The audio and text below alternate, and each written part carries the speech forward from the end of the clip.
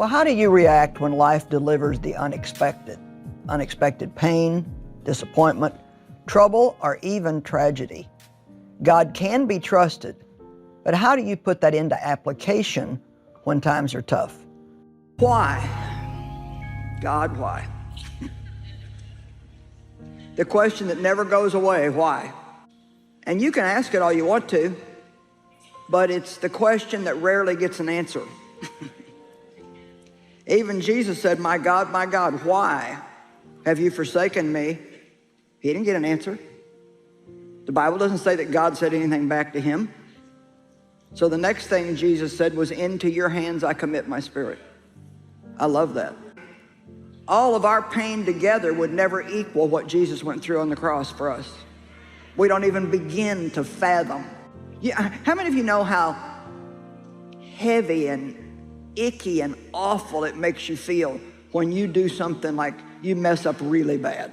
Now, just imagine having every sin of every human that ever lived put on you all at one time and trying to bear that.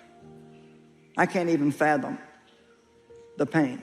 And he said, why have you forsaken me? We often feel in our pain that we've been forsaken, but we never are, because he's Emmanuel, God with us, always with us, in us, under us, around us, never leaves us nor forsakes us.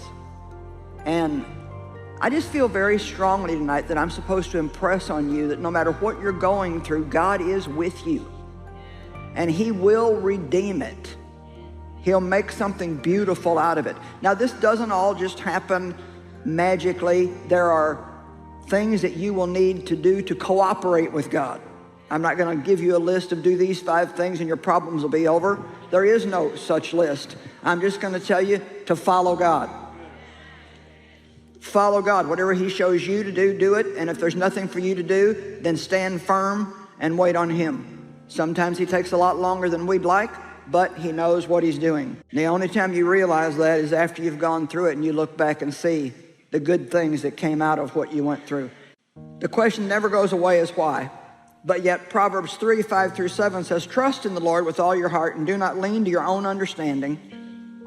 In all your ways acknowledge him and he will direct your path. Be not wise in your own eyes. It will be healing to your flesh and refreshment to your bones. In other words, when we stop trying to figure everything out, just turn everything over to God, it's healthy.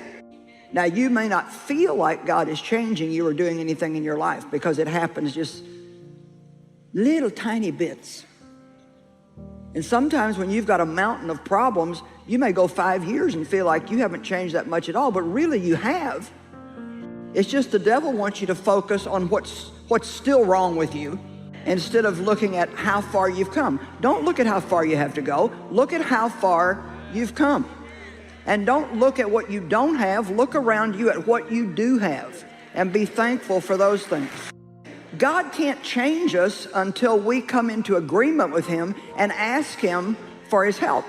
So we have to meet ourselves. We have to see ourselves as we really are, not just the way we think we are. I can think that I'm a forgiving person until somebody really hurts me, and God deals with me to forgive. I can think that I am very, very unselfish until God asks me to give up something that I really, really like. You know, nobody minds getting rid of all the junk in your closet that you haven't worn for 10 years. We send that to Goodwill and think that we're big givers. Well, they did you a favor taking it off your hands. But what about when God asks you to give away your favorite something or your only something? Listen to this. We're only promoted after we've passed our tests. So every time you're going through a test, you need to just say, I've got a promotion coming. Come on, I've got a promotion coming.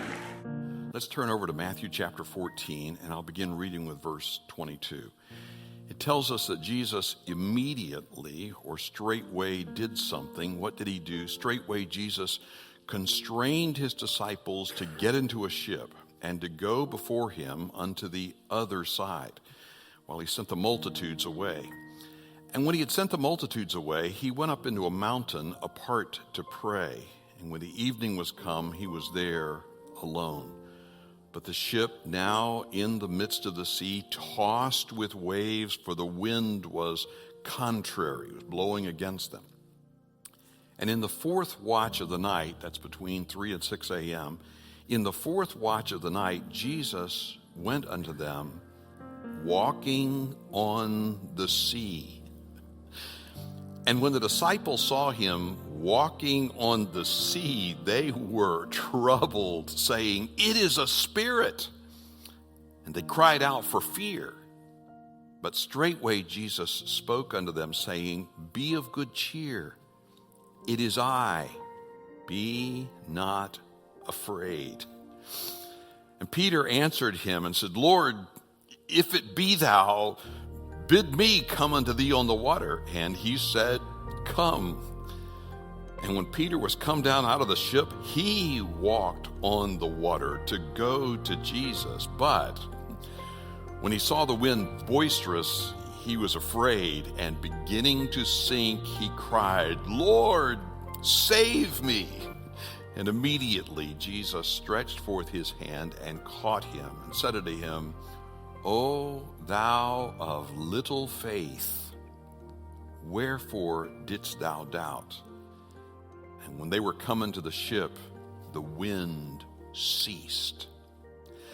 Then they that were in the ship came and worshipped him, saying, "Of a truth, thou art the Son of God." These were troubling times that they were facing. Ours are also troubling times. What is it that Jesus wants us to know when the strong winds blow? When you and I find ourselves in the middle of storm, all of us need to remember what the disciples were facing in this situation. When those winds came pouring down upon them, they began to wonder, is this all by chance? I mean, that's the way it feels to you and me, doesn't it? When the winds begin to blow outside, whoa, never saw that coming. What's the very first thing you should do? You should open your Bible and read your Bible and look for the comfort that comes from the Lord. And there are verses that you are going to find, shall we say this, in real time, right in the middle of the situation, that is going to help you to understand, hey, here's what I need to know. And one of those verses is Romans chapter 8, verse 34. It says, "Who is he that condemns?" It's going to feel that way at times. Have I been condemned? I mean, why am I going through all these troubles? Think about the way that Job felt. Job was perfect and upright in all his ways. And yet he's thinking, what's happening here? Am I under condemnation? Who is he that condemns? It is Christ that died, yea, rather that is risen again. Pause there just for a moment and think about this. What this verse is showing us is every single time we go through a crisis, no matter what the difficulty is that we are going through, the Lord wants us to think about the gospel. He wants us to think about the good news of his Son. His Son sent to this earth. Christ died for us. It is Christ that died, yea, rather, that is risen again. He wants us to think about the finished work of Jesus Christ. There is a sense in which no message from us is finished until we relate it to the finished work of Jesus Christ. It is Christ that died, yea, rather that is risen again. Now catch this, who is even at the right hand of God, who also makes intercession for us.